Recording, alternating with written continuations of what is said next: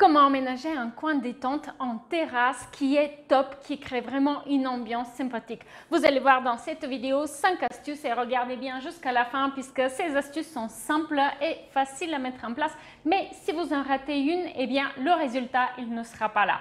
Pour créer un coin détente en terrasse qui est vraiment top, il faut vraiment suivre toutes les 5 astuces que je vais partager avec vous dans la vidéo. Avant de poursuivre, n'oubliez pas de télécharger votre checklist rénovation.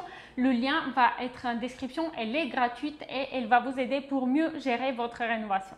Première astuce, et celle-ci, elle est super importante lorsque vous aménagez un coin détente dans votre jardin. Eh bien, assurez-vous de profiter soit d'un élément de construction, une annexe ou la maison existante, soit d'un dénivelé comme c'est ici le cas pour mettre votre mobilier de jardin de manière à créer une ambiance intimiste. Personne n'a envie d'être exposé, vu par ses voisins ou pire depuis la rue lorsqu'on s'installe dans son salon de jardin. Vous pouvez voir ici dans cet exemple comment j'ai profité du dénivelé pour venir installer le salon de jardin dans le creux en contrebas.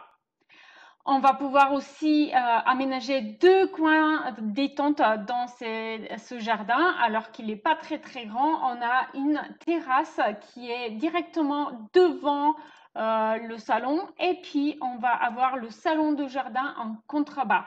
Donc ça c'est la deuxième astuce. N'hésitez pas à créer des séquences dans votre aménagement de coins détente dans le jardin, des coins qui sont indépendants pour qu'on puisse avoir par exemple 2 groupes de discussion ou 2 zones d'activité. Les enfants qui jouent aux jeux de société à un endroit, les adultes à part et tranquilles.